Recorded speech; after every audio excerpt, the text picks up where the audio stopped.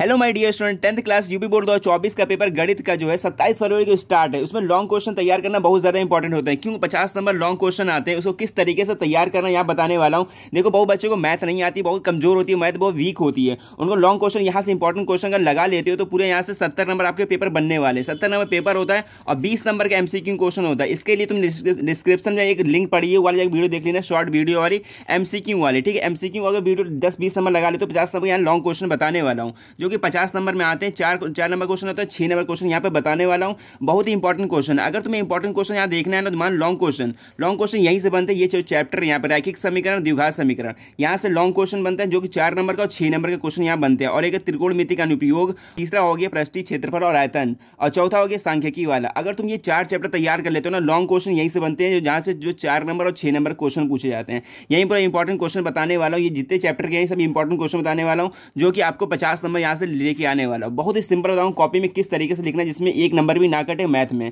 देखो, long question तैयार करना बहुत ज्यादा इंपॉर्टेंट है। जिसकी मैथ वीक है या फिर उसको नहीं आता है मैथ, तो लास्ट में बताने वाला किस तरीके से मैथ को अपने इंप्रूव करना और किस तरीके से नंबर 70 नंबर लेके आना है। जिसको मैथ नहीं आती वो भी यार वीडियो को लास्ट तक जरूर देखना।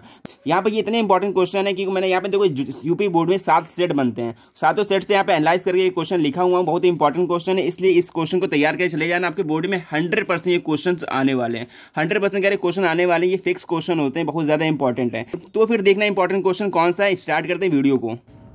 तो ये सभी इंपॉर्टेंट क्वेश्चन मैं बताने वाला हूँ, जो कॉपी में लिख कर रखा हूँ, इसलिए वीडियो को लास्ट तक जरूर देखना। पहला क्वेश्चन यहाँ से स्टार्ट करते हैं। पहला क्वेश्चन, ठीक है ना, ये आपके कहा रैखिक समीकरण से है। ये क्वेश्चन बहुत ज्यादा इंपॉर्टेंट 4 नंबर क्वेश्चन है, इसको छोड़ना बिल्कुल नहीं है। देखो, इसी टाइप के क्वेश्चन पूछे जाते हैं। किस नंबर आपको बदल देगा और थोड़ा चेंज कर देगा, और क्वेश्चन बिल्कुल इसी तरीके से पूछे जाते हैं। मैं बता रहा हूँ क्वेश्चन किस तरीके पूछे जाते हैं। आपको इसे नीला पेन यूज कर रहा हूँ, काला पेन यूज कर रहा हूँ, मार्कर को यूज नहीं करना, इसलिए मैं यहाँ पेन यूज करके बता रहा हूँ किस तरीके से आपको लिखना है कॉपी में, और इंपॉर्टेंट क्वेश्चन कौन से होते हैं। ये तो इंपॉर्टेंट क्वेश्चन है, इसी तरीके से आपको क्वेश्चन बोर्ड में पूछे जाते हैं, इसी टाइप्स के। अगर दे दे यहाँ पे देखो क्या कह रहा है क्वेश्चन, यहाँ पे कह रहा है दो संख्याओं का अंतर 26 दिया हुआ, तो और एक संख्या दूसरी संख्या की 3 गुनी है। यहाँ पे क्या कह रहा है, दो संख्याओं का अंतर 26 है और एक संख्या दूसरी संख्या से 3 गुनी है। ये क्वेश्चन आप पढ़ोगे तो बिल्कुल कर नहीं पाओगे, ठीक है ना। आप सोचोगे यार किस तरीके से करने हैं, अगर पढ़ोगे तो बिल्कुल इजीली कर ले जाओगे। इसी बेस पे क्वेश्चन पूछे जाते हैं। मैं यहाँ पे एक क्वेश्चन बता रहा हूँ, इसी तरीके से 2-3 क्वेश्चन यहाँ पे बताने वाला हूँ किस तरीके से क्वेश्चन पूछे जाते हैं। यहाँ पे क्या कह रहा है, देखो, दो संख्याओं का अंतर 26 है। अब तुम यहाँ मानोगे दो संख्या कौन कौन सी है, पहली संख्या मानोगे फिर दूसरी संख्या मानोगे। यहाँ मानोगे पहली संख्या x, यहाँ तूने माना पहली संख्या x, और फिर मानो दूसरी संख्या y, दूसरी संख्या y। इसको तो राइटिंग तो अच्छे से लिखना, ठीक है। यहाँ पे जल्दी मैं बता रहा हूँ, दूसरी संख्या y होगी। अब कह रहा है दो संख्याओं का अंतर, देखो अंतर क्या होता है, जो माइनस होता है, x माइनस वाई कर दो, इसी को अंतर बोलते हैं। अब कह रहे हो x minus y equal to 26, ठीक है ना। ये दिया हुआ पहला समीकरण ये बन गया। अब तुम यहाँ पे लिखोगे पहले हल।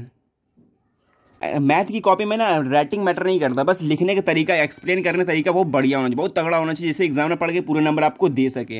यहाँ पर देखो एक समीकरण यहाँ से बन गया जिसका अंतर कितना है, 26 है, और एक कह रहे एक संख्या दूसरी संख्या से 3 गुनी है। मान लो एक संख्या तुम्हें कितनी है, एक संख्या x है, दूसरी संख्या मतलब 3 गुनी, y के 3 गुनी है। ये समीकरण दूसरा बन गया, ठीक है। यहाँ से 2 समीकरण बन गया।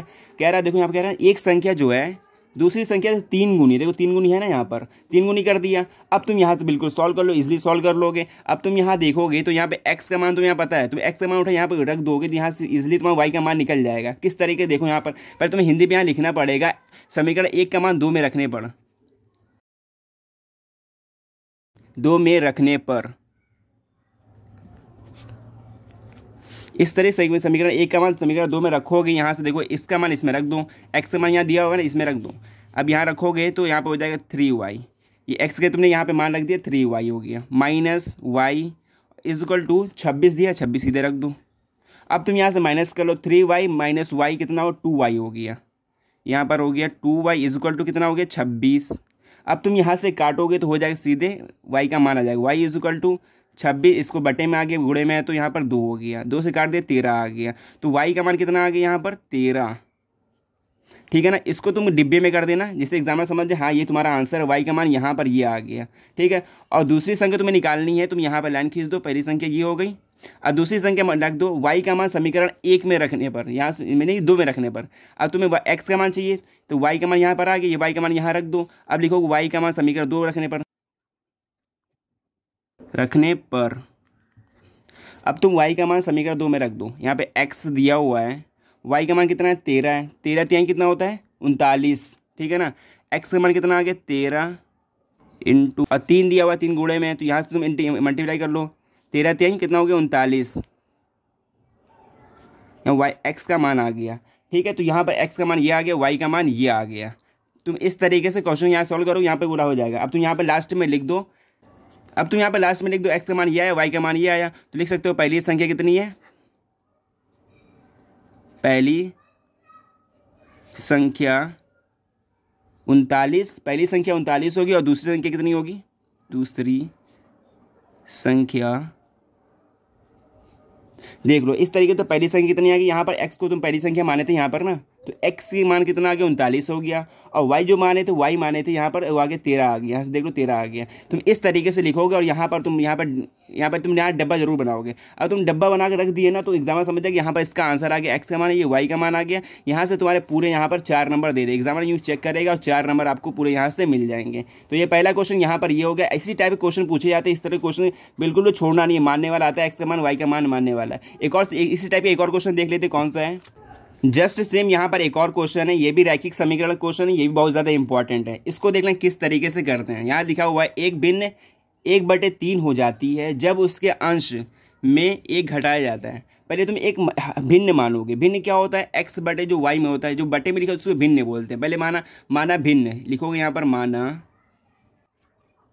भिन्न x बटे y, ये तुमने भिन्न मान लिया, ठीक है ना। अब तुम यहाँ पहले लिखोगे हल कर रहे हैं, यहाँ से मैं हल स्टार्ट कर रहा हूँ, हल करके यूँ कर देना, ठीक है। हल कर रहा हूँ, माना तूने भिन्न मान लिया, x बटे y मान लिया, ठीक, ये भिन्न मान लिया। इसी टाइप क्वेश्चन आते हैं, ठीक है। आपके इसको अपने तरीके से सॉल्व करना, कॉपी लेके बैठ जाओ, इसको सॉल्व करते रहना, ठीक है। हमसे पहले तुम सॉल्व कर सकते हो जल्दी से। और यहाँ पर भिन्न x बटे y मान लिया, और यहाँ कह रहा है उसके अंश में 1 घटाया जाता है। अंश क्या होता है, ऊपर वाले में, ठीक है, अंश ऊपर कहते हैं, 1 घटाया जाता है तो हो जाता है संख्या 1/3 के बराबर हो जाती है। नहीं, यहाँ से नहीं, मैं उसको थोड़ा नीचे सॉल्व करता हूँ, ठीक है। पहले तुमने भिन्न मान लिया, अब तुम लिखोगे यहाँ से कंडीशन लिखोगे, जब भिन्न x में हर में 1 घटाया जाता है तो संख्या कितनी हो जाती है, 1/3 हो जाती है, ठीक है ना, 1/3 हो जाती है। ये तुमने भिन्न माना था, संख्या 1/3 हो जाती है, ठीक। और तुम यहाँ से हल्का सॉल्व करोगे, किस तरीके से सॉल्व करोगे, x और y को समीकरण बनाओ, समीकरण रूप में बनाओगे, रैखिक समीकरण रूप में। यहाँ भिन्न में तो यहाँ सीधे कर लो। अब तुम देखो इसका गुणा इधर कर लो, इसका गुणा उधर कर लो, तो यहाँ होगा 3x - 3, ठीक है, ये 3 है, और इक्वल टू y इधर के लागे तो y हो गया। अब तुम इसको एक तरफ कर लो, x - y इक्वल टू 3, ये तुम्हारा समीकरण 1 बन गया, समीकरण नंबर 1 ये बन गया। और समीकरण नंबर 2 बनाने के लिए तुम यहाँ पर आओगे, और लिखा है ना यहाँ पर, और यह 1/4 हो जाती है जब हर में 8 जोड़ दिया जाता है। 8 जोड़ोगे तो क्या संख्या हो जाती है, 1/4 हो जाती है। तुम यहाँ पर ये देखोगे, तुम यहाँ पर साइड में बना के दिखा दे रहे हैं, नहीं नीचे देख लो, यहीं पर x बटे y कह रहा है कि हर में 8 जोड़ दो, हर में 8 जोड़ोगे, यहाँ पर 8 जोड़ोगे तो संख्या क्या बन जाती है, 1/4 के बराबर हो जाती है। 1/4 तुम इसको इधर ले जाओ, इसके इधर ले जाओ, रैखिक समीकरण रूप में बन जाएगा। अब यहाँ लिखोगे 4x equal to y plus में 8, 4x - y इक्वल टू 8। इस तरीके से समीकरण नंबर 2 बन गया, ठीक है। समीकरण नंबर 1, समीकरण नंबर 2, इसको तुम हल कर लोगे। किस तरीके से हल करोगे पता है ना, यहाँ पर समीकरण वो विलोपन विधि से यहाँ पर सीधे हल कर लोगे, समीकरण 1 समीकरण 2। अब लिखोगे तुम समीकरण 1 को समीकरण 2 से घटाने पर, यहाँ पर साइड में करके दिखा रहा हूँ, यहाँ पर समीकरण 1 में समीकरण 2 घटाने पर, समीकरण 1 में समीकरण 2 को घटाने पर, यहाँ पर समय 1 में 2 घटाओ किस तरीके, देखो यहाँ पर 3x - y इक्वल टू 3, फिर यहाँ रख दो 4x - y इक्वल टू 8, ये दूसरा समीकरण हो गया। अब तुम यहाँ से सीधे घटा लो, यहाँ घटाओ कितना आएगा, माइनस का x आएगा, बड़ी संख्या में x है तो, और यहाँ पर ये चिन्ह चेंज बदल जाएगा, यहाँ पर माइनस और प्लस में क्या हो गया, सीधे घट गया, ये पूरा गायब हो गया। और यहाँ से तुम माइनस करोगे तो कितना आएगा, माइनस का आ गया 5, ठीक है। तो ये तुम x का मान निकालो, कितना आ गया, सीधे आ गया 5, x का मान 5 आ गया। तुम x का मान समीकरण तुम 1 में रख दो, मान आ जाएगा यहाँ पर। तुम यहाँ पर लिखोगे समीकरण x का मान समीकरण 1 में रखने पर, x का मान रखने पर तुम यहाँ पे साफ राइटिंग लिखना है, मैं जल्दी बता रहा हूँ, इसलिए राइटिंग मेरी गलत हो रही है, ठीक है ना। यहाँ पर x का मान समीकरण 1 में रख दो, यहाँ पर सीधे आ जाएगा 3 और x का मान कितना है यहाँ पर 5 है, तुमने यहाँ 5 रख दिया, माइनस लिखा है minus y is equal to 3, तो यहाँ पर आ गया 15 minus y is equal to 3, तो y के बराबर कितना आ गया माइनस वाई, तो यह आ गया 3 माइनस का 15, तो y बराबर कितना आ गया 12, y का मान कितना आ गया 12 आ गया, x का मान कितना है 15 आ गया। अब तुम यहाँ पर भिन्न में यहाँ पर मान रख के देख लोगे, यहाँ पर लिखोगे तुम x का मान कितना है, भिन्न तुमने x बटा y माना था ना, तो x कितना है देखो तुम x का मान यहाँ पर ये आया है 5 आया है, तो लिख दोगे भिन्न, भिन्न बराबर x कितना है 5 आया, y देखो y का मान ये रखा है ना, y का मान कितना आया 12 आया है, x बटे y माना था तो ये आया 5/12, तो 5/12 ये तुम्हारा आंसर आ गया। ठीक है, तो इस तरह लिख लोगे x का भिन्न कितना आ गया 5/12 आ गया भिन्न तुम्हारा। इस तरीके से आंसर को तुम यहाँ पर रिप्रेजेंट करोगे, यहाँ से पूरे तुम्हारे 4 नंबर ये बन जाएंगे क्वेश्चन से। इसको साफ साफ राइटिंग करना, थोड़े लाइन खींच के अच्छे तरीके से करना, यहाँ से पूरे 4 नंबर मिल जाने वाले हैं। मैं सिर्फ यहाँ पे आपको तरीका बता रहा हूँ, ठीक है ना, यहाँ पे राइटिंग में नहीं सिखा रहा हूँ। यहाँ पर 2 क्वेश्चन हो गए, यहाँ पर तीसरा क्वेश्चन देख लो कौन सा है। और फिर ये क्वेश्चन है द्विघात समीकरण का, बहुत ही इंपॉर्टेंट क्वेश्चन है ये टिक कर लो, बिल्कुल इंपॉर्टेंट क्वेश्चन है। और ये बहुत ही ज़्यादा डिफिकल्ट भी है, बहुत बच्चे इसको लगा नहीं पाते, बहुत बच्चे बीच में अटक जाते हैं। तुम भी अटक जाओ, करके देखना, ट्राई कर लेना, अटक जाओगे। और ये क्वेश्चन जो है ना 4 नंबर के, यहाँ पे देखो बोर्ड में पूछा गया 2023 में पूछा गया है, यहाँ पे देखो 4 नंबर क्वेश्चन है ना, इसको किस तरीके से सॉल्व करना ये भी देख लो। द्विघात समीकरण क्वेश्चन है और देखो इस तरीके के क्वेश्चन यहाँ पूछे जाते हैं। अब तुम यहाँ पर लिखोगे, अब लिखोगे पहले हल करना स्टार्ट करोगे तो किस तरीके से करोगे। अब तुम यहाँ देखो स्टार्टिंग में तुम समीकरण तो बना लो द्विघात समीकरण, बाद में तुम फंस जाओगे सॉल्व करने में। यहाँ पर देखो किससे है x माइनस 1 में x इज इक्वल टू 3। ठीक है, इस तरीके से पहले तुम इसका एलसीएम लोगे, तो यहाँ पर आएगा एलसीएम x, तुम इसका गुणा से इसमें करोगे, x square minus 1 is equal to 3। अब तुम x को उधर ले जाओ, x square minus 1 is equal to 3x। अब हो गया 3x, इधर ले आओगे माइनस को, minus 3x minus 1 is equal to 0। ये बन गया द्विघात समीकरण के रूप बन गया, ये जो बन गया द्विघात समीकरण का रूप बन गया। अब तुम इसको सॉल्व करना है, किस तरीके से सॉल्व करना है।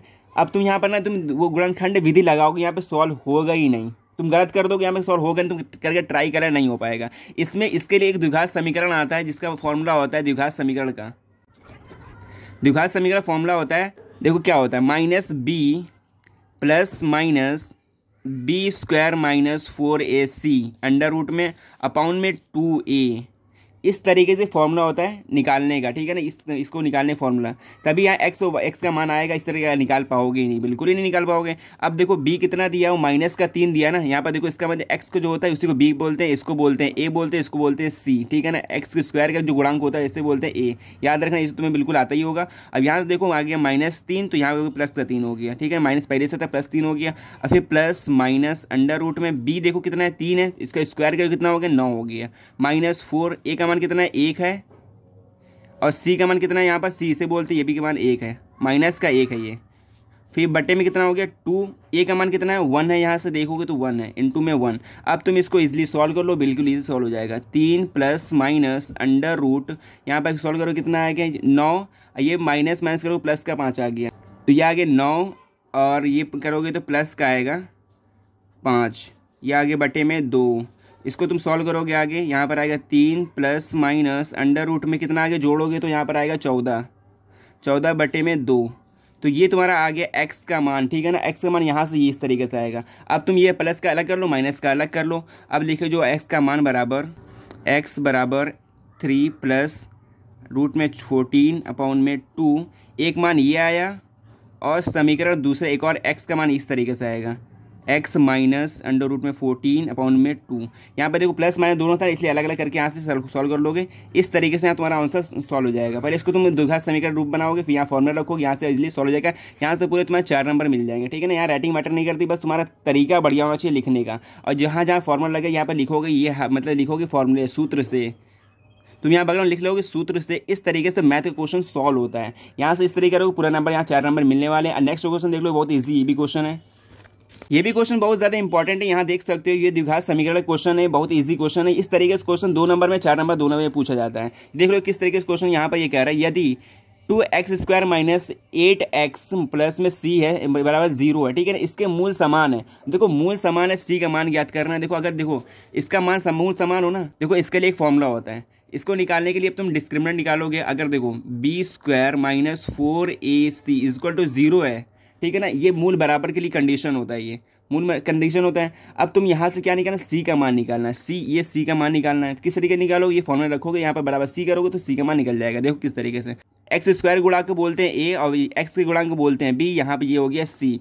तो इसका मान निकालते किस तरीके, ये देख लो, यहाँ पर पहले फॉर्मूला रखोगे, यहाँ लिखोगे डिस्क्रिमिनेंट, मतलब कि विविधकर फॉर्म, ये विविधकर निकालने का फॉर्मूला होता है, डिस्क्रिमिनेंट को डी से बोलते हैं यहाँ पर, और लिखोगे बी स्क्वायर माइनस 4ac इस तरीके से। और तुम यहाँ बराबर करोगे जीरो, डिस्क्रिमिनेंट में कितना दिया है, जीरो दिया है, तुम यहाँ पर सीधे कर लोगे zero is equal to b square कितना दिया, 8 का स्क्वायर करोगे 64 हो जाएगा, माइनस 4 इंटू ए कितना दिया 2 दिया है, सी कितना दिया है, यहाँ पर सी दिया है। ठीक है, सी तो तुम्हें निकालना है ना, यहाँ पर ये जीरो हो गया is equal to 64 minus 8c।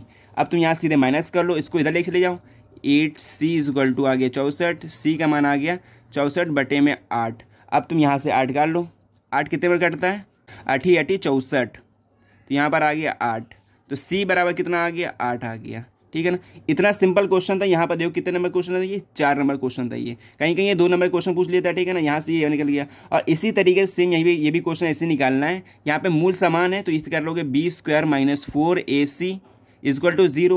यहाँ पे बी का मान रख देना, यहाँ पे सी का मान ले लेना, यहाँ सीधे निकाल देना, के का मान यहाँ निकल जाएगा। बहुत ईजी क्वेश्चन है। इसी तरीके से क्वेश्चन पूछे जाते हैं। मैं आपको तरीका बता रहा हूँ किस तरीके से क्वेश्चन पूछे जाते हैं, ज़्यादा इंपॉर्टेंट क्वेश्चन कौन से हैं, ये सब इंपॉर्टेंट क्वेश्चन है। इसके बाद बताना कौन सा क्वेश्चन इंपॉर्टेंट है।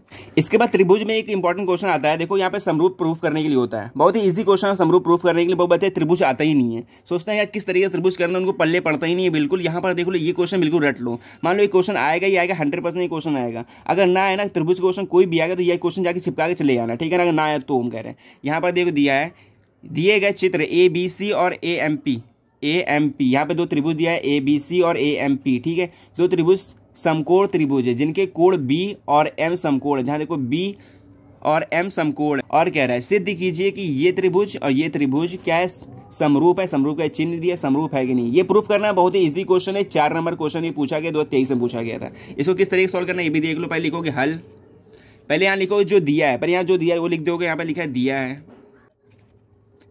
यहाँ पे देखो क्या दिया हुआ है। यहाँ पे देखोगे तो B और M समकोण है, लिखोगे एंगल B और एंगल M समकोण है। समकोण मतलब 90 डिग्री कोण है, ठीक है ना। यहाँ पे 90 डिग्री कोण है, तुम ये लिख सकते हो। इसको तुम अच्छे लिखना, एंगल B एंगल M समकोण है। और इसके बाद लिखोगे यहाँ पर देख लो समकोण है, दो त्रिभुज समकोण है। अब तुम यहाँ सीधे सीधे हल कर दो, यहाँ पर सीधे उत्पत्ति लिख के हल कर देना, हल। अब तुम यहाँ पे दो चीज़ देखो, समरूप के लिए देखो दो कंडीशन होनी चाहिए। तुम या दो एंगल को ढूंढ लो या फिर दो कोई साइड ढूंढ लो। अगर तुम दो चीज़ दिख लिया तो दिख गया बिल्कुल इजीली, ये क्या हो जाएगा, प्रूफ हो जाएगा ये समरूप है कि नहीं है ये। अब तुम ये त्रिभुज दिख रहा और ये त्रिभुज देखना, गौर से देखना, ABC ये त्रिभुज और देखो AMP ये त्रिभुज, इसको प्रूफ करना है कि समरूप है कि नहीं है। अब देखो तुम यहाँ पर एक एंगल तो मिल गया, ठीक है ना, 90 डिग्री का। कौन कौन से यहाँ लिखोगे, पहले angle AMP is equal to, अब कौन सा त्रिभुज बराबर है, ABC, एंगल ABC ये त्रिभुज बराबर है। क्यों, यहाँ पे कंडीशन लिखोगे 90 डिग्री कोण है, ठीक है, ये 90 डिग्री कोण है। अब तुम एक चीज़ और देख लो, यहाँ पे बिल्कुल इजीली सॉल्व हो जाएगा, प्रूफ हो जाएगा। एक कोई और एंगल देख लो। अब तुम देखोगे तो ये वाला एंगल जो है ना, ये वाला एंगल दोनों में कॉमन है। देखो ये त्रिभुज में भी और ये त्रिभुज में भी, मतलब कि दोनों एंगल बिल्कुल बराबर हैं। अब तुम यहाँ लिख दोगे एंगल, देखोगे यहाँ पे कौन CAB इज इक्वल टू, यहाँ पर PAM दोनों बराबर हैं। तुम यहाँ लिख सकते हो उभयनिष्ठ, मतलब कॉमन है, ये दोनों उभयनिष्ठ हो गया। अब अगर तुम्हें दो एंगल तुम्हें मिल गया ना, दो चीज़ें तुम्हें मिल गया, तो यहाँ पे बस प्रूव हो गया। यहाँ पर लिख दोगे एंगल, ये त्रिभुज कौन कौन सा था, त्रिभुज ABC prove A, triangle AMP ये दोनों प्रूफ हो गया। कौन से कंडीशन से, यहाँ लिख दो कंडीशन AA से, AA समरूपता से, AA समरूपता से ये एंगल प्रूफ हो गए। यहाँ पर बस ये लिख दोगे और यहाँ से तुम्हें बिल्कुल 4 नंबर मिल जाएंगे। बस अच्छे से लिखना, यहाँ पर जो जो दिया पर इस तरीके लिखना, यहाँ पे जल्दी बता दिया हूँ यहाँ पर। और इस तरीके से क्वेश्चन आपके बोर्ड एग्जाम पूछे जाते हैं। अब यहाँ पर एक क्वेश्चन आएगा, त्रिकोणमिति का अनुप्रयोग क्वेश्चन आएगा, ठीक है। तो ये हाइट एंड डिस्टेंस क्वेश्चन होता है, बहुत ज़्यादा इंपॉर्टेंट होता है। इसमें एक लॉन्ग क्वेश्चन बनेगा, 6 नंबर क्वेश्चन बनेगा, रट के रख लो, बिल्कुल 6 नंबर क्वेश्चन बनने हैं। अब देखो इसी तरीके से होता है, बस नंबर चेंज कर देगा, डिग्री चेंज कर देगा, थोड़ा बहुत अगल बगल कर देगा, मीनार की जगह ऊंचाई के भवन कर देगा, बस इसी तरीके से 6 नंबर क्वेश्चन यहाँ पूछे जाते हैं। ये तरीका देख देख लो किस तरीके से करना है और ऐसी 6 नंबर आपको लेके आने हैं। मान लो नहीं आता क्वेश्चन, ये भी लिख के चले आना, आपको नंबर पूरे मिलने वाले हैं, आधे नंबर तो बिल्कुल आराम से मिल जाएंगे। मान लो इसके क्वेश्चन अगर नहीं फंसता है तो बिल्कुल तो 100% ये क्वेश्चन फंसने वाला है। इसी टाइप क्वेश्चन आते हैं 6 नंबर में, ठीक है। 6 नंबर क्वेश्चन देख लो, कह रहा है कि देखो 60 मीटर ऊंचे भवन के शीर्ष से, अब देखो तुम 60 मीटर ऊंचे भवन बनाओगे, ये बन गया 60 मीटर ऊंचा भवन, ठीक है। पर इसका डायग्राम के साथ ये क्वेश्चन कराया था, ठीक है। अगर डायग्राम बना करोगे तो पूरे नंबर यहाँ से मिलेंगे। 60 मीटर ऊंचा भवन हो गया, ये लिख दे 60 मीटर ऊंचा भवन है, ठीक है। और कह रहा है कि भवन के शीर्ष से और मीनार, शीर्ष से किसी मीनार, यहाँ शीर्ष ये किसी मीनार के शीर्ष से, मान लो यहाँ पर एक मीनार है, ठीक है, मान लेते हैं हम यहाँ पर एक मीनार है, इसके शीर्ष और इसके पाद, यहाँ कह रहे हैं शीर्ष व पाद, पाद मतलब होता है इसकी जो जमीन होती है यहाँ तक, ठीक है ना, इसके बेस तक, पाद के अवनमन कोण, अवनमन कोण क्या होता है, जो ऊपर से बनता है, जो ऊपर से देख रहे हो तो ऊपर जो बनता है कोण ना, कह रहा है 30 डिग्री है और 60 डिग्री है। तो मीनार की ऊंचाई याद करनी है। यहाँ पर देखो क्या 30 डिग्री है, ये 30 डिग्री है और ये पूरा जो है बड़ा वाला ये 60 डिग्री है, ठीक है। इसका कहने का मतलब यहाँ पर ये करोगे, ये 30 डिग्री के कोण है और ये जो कोण है यहाँ जो पूरा बन रहा है ये वाला, इसका अपोजिट एंगल कौन सा होगी, ये 60, ये वाला 60 डिग्री दिया है, ठीक है ना। और ये पूरी ऊंचाई तुम्हें यहाँ पर दी है 60 की है। अब तुम्हें कह रहा है कि ये मीनार जो भवन दिए ना, ये भवन की ऊंचाई याद करें। भवन दिया हुआ है ऊंचे भवन के, ये मीनार के, ये मीनार दिया हो ना, ये मीनार, यही मीनार है, तो ये मीनार की ऊंचाई तुम्हें ज्ञात करनी है। ये तुम्हें एच ज्ञात करना, अगर तुमने ये एच ज्ञात कर ली ये क्वेश्चन बिल्कुल इजीली सॉल्व हो जाएगा। कह रहा है ना मीनार की ऊंचाई ज्ञात करो, तो मीनार की ऊंचाई ये ज्ञात करना है, तो किस तरीके से ज्ञात करोगे। अगर तुम्हें आता है तो बिल्कुल कर लोगे, अगर नहीं आता है तो इसको देख लो तरीका कौन सा होता है। सब क्वेश्चन में बिल्कुल सिमिलर तरीका होता है, बिल्कुल सेम तरीका होता है। इसी तरीके के क्वेश्चन आपको बोर्ड एग्जाम पूछे जाते हैं।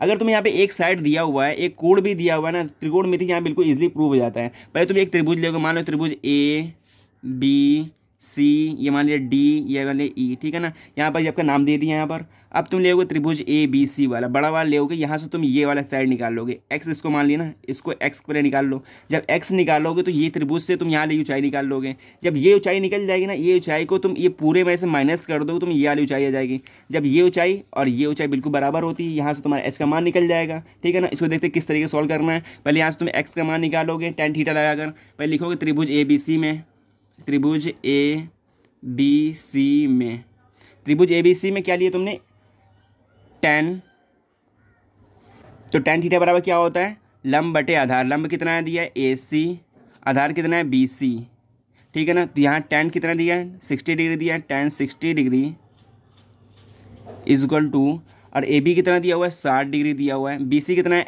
x उन्हें माना है।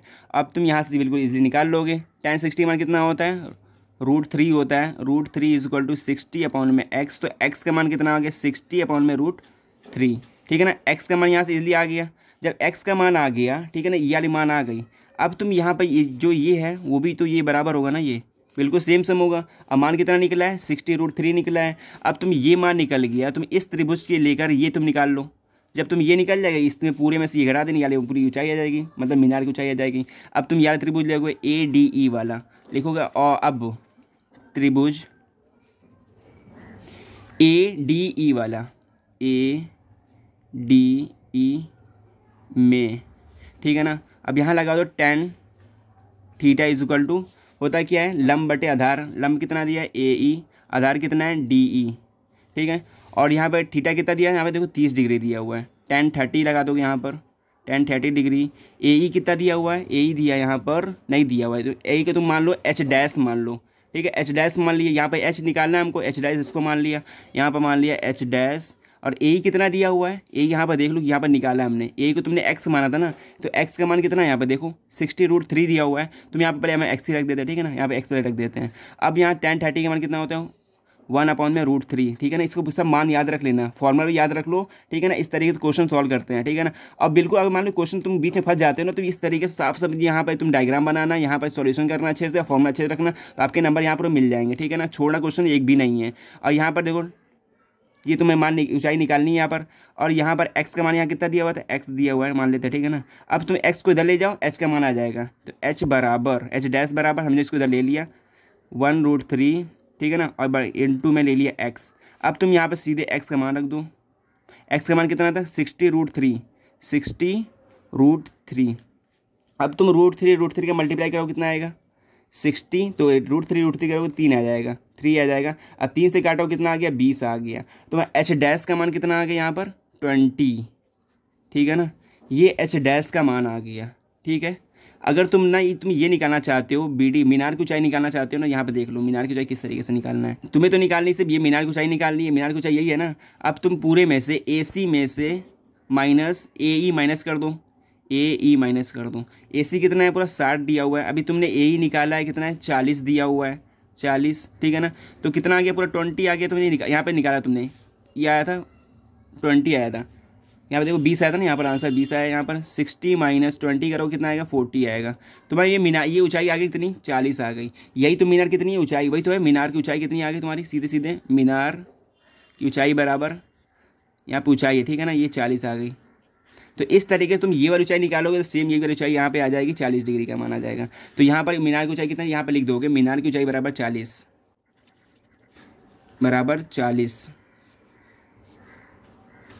इस तरीके तुम यहाँ पर डिब्बे में रख देना, यहाँ पर लिख देना, यहाँ पर चूंकि यहाँ पर हल आ गया, यहाँ पर लिख देना आंसर आ गया। ठीक है ना, यहाँ पे थोड़ा डार्क डार्क करना कि जिससे पता चल जाए एग्जामिनर का हाँ आंसर यहाँ पर आ गया है। और यहाँ से बिल्कुल तुम्हारा 6 नंबर दे देगा। अच्छे राइटिंग में करना, ठीक है ना। यहाँ पे जल्दी मैंने किया इसलिए गलत हुआ है। यहाँ पर आपको 2 पेज में था, 2 पेज में ले जाना। और रफ काम जो बिल्कुल ना पीछे करना, पेज के पीछे करना, यहाँ बीच में किनारे साइड रोड मत करना, इससे गलत हो जाएगा नंबर। आपको एग्जाम में पागल हो जाएगा, इससे नंबर काट लेगा। इसलिए जो होगा रफ काम होगा वो बिल्कुल पीछे करना, और यहाँ पर साफ सुथरा करना। यहाँ से पूरे 6 नंबर आपको यहाँ से मिल जाएंगे। और नेक्स्ट क्वेश्चन देख लो कौन सा है। अब ये मेंसुरेशन क्वेश्चन है, ठीक है। पृष्ठीय क्षेत्रफल और आयतन वाला क्वेश्चन है। यहाँ से 6 नंबर ये क्वेश्चन पूछा जाता है। एक क्वेश्चन इसमें आना ही आना है, 6 नंबर क्वेश्चन आना है। इस तरीके से क्वेश्चन पूछ सकता है, या फिर आप एक कैप्सूल दे देगा, ठीक है ना। कैप्सूल से कोई एक बन रहा है, इसका आयतन निकाल दिखाओ, ठीक है ना। या फिर दे सकता है कि एक ऊपर त्रिभुज दिया हुआ है, नीचे एक बेलन लगा हुआ है, ऐसा क्षेत्रफल निकाल दिखाओ। इसमें का एक क्वेश्चन जरूर पूछ सकता है। या फिर दे सकता है कि 2, यहाँ पे देखो क्या कह रहे हैं, ये क्वेश्चन पर एक देख लो, समझ जाओ किस तरीके का क्वेश्चन पूछा जाता है। यहाँ देखो 2 घनों जिसमें से प्रत्येक का आयतन 64 सेंटीमीटर क्यूब है के संलग्न, मतलब इसको मिलाकर, फलकों को मिलाकर एक घनाभ बनाया जाता है। इसके प्राप्त घनाभ का पृष्ठीय क्षेत्रफल ज्ञात करना है। देखो 2 घन है, पहले तो 2 घन है, ठीक है ना। इस तरीके से घन है, देखो एक घन ये है और एक घन ये है, ठीक है ना। जैसे 2 घन को मिलाकर एक घनाभ बनाया जाता है। देखो पता है ना, 2 घन मिलकर एक घनाभ बनते हैं। देखो ये घनाभ दिख रहा है, ये घनाभ का पृष्ठीय क्षेत्रफल निकालना है। एक आयतन दिया हुआ, एक घन का आयतन दिया हुआ था, दोनों मिला दिया गया, इसका पृष्ठीय क्षेत्रफल निकालना है। किस तरीके निकालना है, बहुत ही ईजी क्वेश्चन है ये। 6 नंबर क्वेश्चन आपके बोर्ड एग्जाम में पूछा गया था 2023 में। बहुत ईजी क्वेश्चन है, देख लो। ये 22 में भी 23 में ये क्वेश्चन पूछा गया, 6 नंबर का क्वेश्चन दिख रहा है ना। तो किस तरीके सॉल्व करना है ये भी देख लो। यहाँ पर पहले तुम यहाँ पर देखो एक घन का दिया हुआ है ना, तो निकालोगे कोर की लंबाई। यहाँ पर हल करोगे, पहले तुम यहाँ पर तुम कोर की लंबाई निकालोगे। कोर की लंबाई कितनी आएगी, एक घन के कोर की लंबाई याद करना है। तुम्हें लिखो घन की कोर की लंबाई। लंबाई किस तरीके निकालना है, यहाँ देख लो। यहाँ पे लिख देना ए अंडर रूट में दिया कितना है, 64 दिया है ना, 64 क्यूब निकाल दो। अब देखो 64 का वर्गमूल क्या होता है, ये तुम्हें निकालना पड़ेगा। तो ये 64 का कितना होता है, यहाँ पर होता है 4 होता है। जैसे तुम 4 का क्यूब करो कितना आता है, 64 आता है ना, उसी को तुमने बाहर निकाल देना। तो ये एक कोर आ गया। एक जैसे घन होता है ना, ये घन हो गया, ऐसे घन होता है ये। तो ये एक घन कितना कोर आ गया, 4 आ गया। यहाँ पे 4 आ गया। अब कह रहा है कि जब एक घन का कोर आ गया तो ये इसी तरीके से 2 मिला देगा, घना बन गया। इसका आयतन निकालना, मतलब पृष्ठीय क्षेत्रफल निकालना है। पृष्ठीय क्षेत्रफल किससे निकालते हैं, बहुत ही ईजी क्वेश्चन है ये। 6 नंबर का आपके क्वेश्चन में पूछा जाएगा। तो यहाँ पर देख लो, ये ए का मान निकल गया। ए का मान निकालने के बाद अब कहाँ जाओगे, बिल्कुल सीधे तुम यहाँ पर निकल जाओगे। जब ए का मान आ गया, अब तुम लिखोगे एक कोर का मान आ गया। अब तुम घनाभ के तुम लंबाई चौड़ाई से देखोगे, यहाँ पर घड़ाई की लंबाई कितनी आ गई, ये तुम मिला दिए। ये 4 कितना हो गया, ये पूरा 8 हो गया, ठीक है। ये पूरा 8 हो गया, और ये पूरा 4 रह गया, और ये भी पूरा कितना है, 4 है। तुम यहाँ लिखोगे लंबाई, घनाभ की लंबाई कितनी है, 4 है। ऊंचाई कितनी है, की चौड़ाई दिखा लो, चौड़ाई कितनी है, 4 है। और जो ऊंचाई है ना घनाभ की ऊंचाई, यहाँ पर ये 8 है। क्यों, यहाँ पे तुमने 4 और 4 मिला कितना होता है, 8 होता है। इसलिए घनाभ की ऊंचाई कितनी होगी। अब घनाभ का फॉर्मूला याद करें। देखो तुम यहाँ पे कोई सा मतलब क्वेश्चन कर रहे हो ना, इसका फॉर्मूला जरूर याद होना चाहिए। अगर तुमने फॉर्मूला याद रख लिया तो पूरा यहाँ पे क्वेश्चन सॉल्व कर ले जाओगे। तो पृष्ठीय क्षेत्रफल घनाभ का यहाँ पर फॉर्मूला रखोगे। घनाभ का क्षेत्रफल का फॉर्मूला क्या होता है, तुम्हें पता है ना। यहाँ पर 2LB + BH + HL, ये फॉर्मूला होता है घनाभ के पृष्ठीय क्षेत्रफल निकालने का। तो यहाँ से निकालोगे 2L, तुम्हें यहाँ पर दिया हुआ है ना, या तुम्हें किसी का मान लो, ठीक है ना। यहाँ पे मान लिया तुमने H, ये है B, ये है L, एल है ये, ठीक है ना। मतलब लंबाई को एच मान ली, चौड़ाई को बी मान ली, इसको एच निकाल लिया। अब तुम यहाँ पर सीधे फॉर्मूला यहाँ पर रख दोगे, सबको पता है। यहाँ पर 8 रख दिया, इंटू बी कितना है यहाँ पर 4 है, प्लस बी कितना है यहाँ पर 4 है, इंटू एच कितना है यहाँ पर 4 है, प्लस यहाँ बी कितना है यहाँ पर देखोगे 4 है, लंबाई कितनी यहाँ पर 8 है। इस तरीके से तुम सॉल्व करोगे। यहाँ पर कितना आ गया 32 प्लस है तो 16, फिर प्लस कितना आ गया 32, और यहाँ से तुम सीधे सॉल्व कर लोगे 32, यहाँ पे सबको जोड़ लो, ठीक है ना। जोड़ो कितना आएगा 32 32 कितना हो गया 64 हो गया, 64 16 कितना हो गया 80 हो गया। अब यहाँ 80 से यहाँ गुणा कर लोगे, 80 दूनी 160, तो यहाँ पर 60 सेंटीमीटर स्क्वायर आ गया, ठीक है ना। अब तुम ग्राम का पृष्ठीय क्षेत्रफल लिख दोगे, पृष्ठीय क्षेत्रफल बराबर 160 सेंटीमीटर स्क्वायर। इस तरीके डिब्बे में करके आंसर दे देना। यहाँ पे 6 नंबर आपको पूरे कंप्लीट ही मिल जाएंगे। इसको आराम से करना, धीरे धीरे करना, यहाँ जल्दी मैंने बताया, ठीक है ना। आपको कोई डाउट नहीं होना चाहिए। अगर कोई भी डाउट हो कमेंट में जरूर बताना कौन सा डाउट हो रहा है। और देखो इसी टाइप क्वेश्चन पूछे जाते हैं, ठीक है ना। अगर क्वेश्चन तैयारी करना चाहते हो ना पीछे, तो क्वेश्चन बैंक ले लो, क्वेश्चन बैंक से तैयारी कर सकते हो। और पीछे का 3 मॉडल पेपर लगाना, वो भी इंपॉर्टेंट होता है। और देखो लास्ट जो इंपॉर्टेंट क्वेश्चन है ना, इंपॉर्टेंट क्वेश्चन देखो एक ये है, ठीक है ना। इसमें का यार रामबाण देखिए 10 नंबर यहाँ से क्वेश्चन आने वाला है, ठीक है ना। संख्या की क्वेश्चन है, बहुत ही इंपॉर्टेंट है। 10 नंबर यहाँ क्वेश्चन आने वाला है। यहाँ पूछा क्या है, निम्नलिखित का समांतर माध्य ज्ञात करना होता है, या फिर बहुलक पूछ सकता है, या फिर माध्यिका पूछ सकता है। 3 तरीके से क्वेश्चन यहाँ पूछ सकता है। आपको इसी एक ग्राफ दे देगा, ठीक है ना, ये चार्ट दे देगा। आपको कहेगा कि माध्य निकालना है, आपको ये क्वेश्चन दे देगा, यहाँ तक क्वेश्चन दे देगा, ठीक है। आपको क्वेश्चन कॉपी में नहीं लिखना है, सिर्फ आपको आंसर लिखना है। यहाँ पर क्वेश्चन नंबर डाल देना, आंसर लिख देना है। यहाँ पर एक चार्ट बनाओगे, यहाँ पे वर्ग अंतराल ये दिया हुआ, अंतराल लिख दिया तुमने। और यहाँ पर जो तुम ये माध्य मान निकालोगे, इन दोनों जोड़ के 2 से डिवाइड करके यहाँ आगे 5, और जो जितने का अंतर है 10 का अंतर, यहाँ 10 सब जोड़ दोगे, सब मतलब सभी का अंतर दे। तुम्हें देखो यहाँ पे करोगे 90 में 2 को डिवाइड करोगे 45 आ गया। इस तरीके से माध्य मान निकाल दिया, मतलब होता है मीन निकाल लिया। फिर इसका 12 बार तो यहाँ पे जो दिया हो 8 12 10 यहाँ पर सब दिख दिया, ठीक है। अब तुम्हें एफ आई इंटू एक्स आई निकाल दिया, क्योंकि तुम्हें माध्य निकालना, इसलिए उसमें फॉर्मूला होता है एफ आई इंटू एक्स आई। ये तुमने निकाल के यहाँ पर सीधे जाकर जोड़ दिया, sigma F I into X I यहाँ पर तुमने जोड़ दिया। और यहाँ पर सीधे तुमने क्या कर दिया 12 वर्ता का योग कर दिया। अब तुम सीधे समांतर माध्य का फॉर्मूला रख दो, ठीक है ना। मान लो ये क्वेश्चन नहीं भी आता ना, फंस जाते ना, इसलिए चार्ट बना के आप फॉर्मूला याद रख लेना, फॉर्मूला बना के यहाँ पर लिख देना। आपके यहाँ पर देखो कितना आ गया 1200 आ गया, 1250 का डिवाइड करो कितना आ गया 25.2 आ गया। यहाँ पर सीधा आंसर आ गया। इस तरीके से 5-5 नंबर क्वेश्चन पूछे जाते हैं, ठीक है ना। इसलिए अच्छे तैयार कर ले, 5 नंबर के 2 नंबर क्वेश्चन यहाँ सब पूछे जाते हैं। इसलिए इस तरीके से क्वेश्चन जरूर तैयार कर ले। माध्यिका, बहुलक का, माध्यिका का, इसी तरीके देखो माध्यिका फॉर्मूला पूछ सकता है।